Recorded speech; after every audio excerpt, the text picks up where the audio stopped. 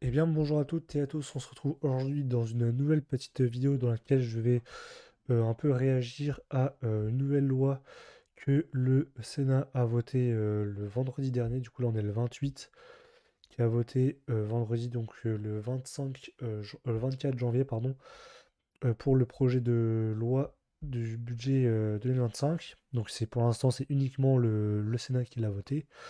Donc, il faut encore l'Assemblée nationale qui le vote pour que ça passe.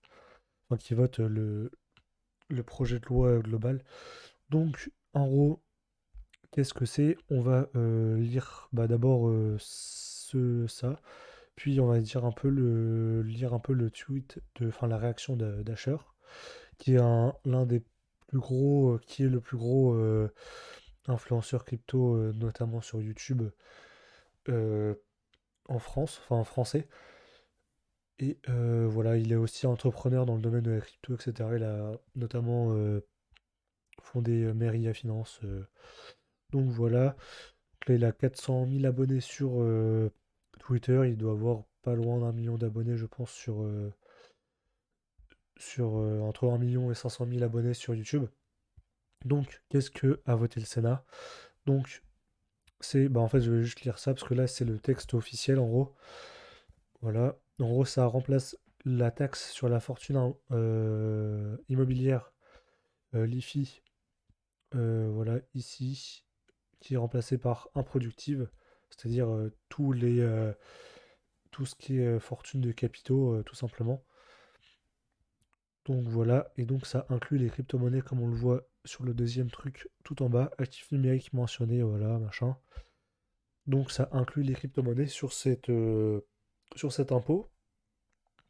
Et en clair, vous allez pouvoir être imposé sur les plus-values latentes. Donc en gros, si vous avez acheté du Bitcoin à, admettons, 10 000 dollars et qu'aujourd'hui il en vaut 100 000, et ben vous serez imposé sur, si vous avez acheté un Bitcoin, vous serez imposé sur vos 90 000, en gros sur vos 100 000, donc sur votre plus-value latente. Même si le Bitcoin redescend à, admettons, 50 000 dollars, vous serez imposé sur les 100 000 si au moment de la déclaration, votre portefeuille vaut 100 000 dollars. Enfin bref, mais la seule bonne nouvelle, entre guillemets, c'est que ça inclut uniquement les personnes ayant un patrimoine supérieur à 2,5 millions d'euros. Donc c'est plutôt rassurant pour les petits porteurs comme moi et vous, sûrement, qui regardez cette vidéo. Je pense que vous avez un patrimoine inférieur à 2,5 millions d'euros. Donc qu'est-ce que ça va faire? Ça va faire selon moi que les gens qui ne payent pas cet impôt, ils vont pas la payer, quoi, ça change rien pour eux. Donc pour nous, ça ne change rien. Mais pour les gros, ça risquerait de convaincre certains, notamment quand on a un patrimoine de plus de 2,5 millions d'euros, et ben ça pourrait les encourager à partir de la France et donc à ne plus payer d'impôts du tout. Ce qui représente donc un risque de baisse de l'impôt de manière globale. Parce que quand on est riche, on ne paye pas que cet impôt-là, on paye tous les autres impôts que les autres pas riches enfin, payent aussi, comme l'impôt sur le revenu, la TVA, quand on est une société, l'impôt sur les sociétés, etc. Donc ça pourrait comment dire, inciter certaines personnes qui se verraient touchées par cet impôt, surtout par les crypto-monnaies, parce que il y a beaucoup de portefeuilles qui ont, enfin, il y a des gens qui ont des portefeuilles valant plusieurs dizaines de millions d'euros. Donc surtout avec un marché aussi comme le nôtre, si on regarde sur CoinMarketCap, on peut voir que, imaginons, euh, l'impôt sur le... Enfin, cet impôt-là, je pense que on l'a fait en même temps que l'IFI, donc vers juin à peu près, en fonction des régions et des départements. Donc si là, admettons, en juin, quand vous faites la déclaration, ça vaut 100 000 dollars, et juste après, du coup, vous payez cet impôt, et juste après, ça baisse à 20 000 dollars, et que ça n'augmente pas, c'est-à-dire que vous aurez payé un impôt sur un truc qui ne vaut plus sa valeur. Donc ça freinerait à l'investissement.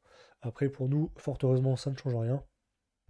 C'est ce que un peu le dit hasher.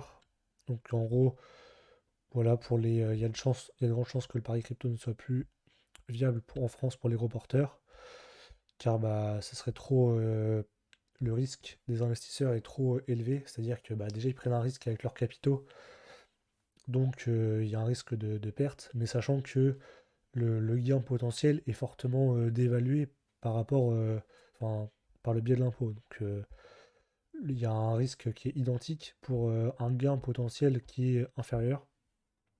Donc ça pourrait bah, un peu décourager certains investisseurs en France, bien évidemment. Donc voilà, sachant qu'en plus, ça serait complexe d'évaluer, bah, de faire une évaluation de son portefeuille sur les plus-values. Ouais, ça, je sais pas comment ça peut se faire. Mais après, voilà. Et ouais, ça ferait fuir les capitaux en France, que les capitaux vont partir, tout simplement. Donc voilà, après c'est jusqu'à 2,5 millions, voilà, c'est ce qu'il a dit. Voilà, ça imposerait une évaluation du portefeuille, une évaluation à l'instant T. Ok.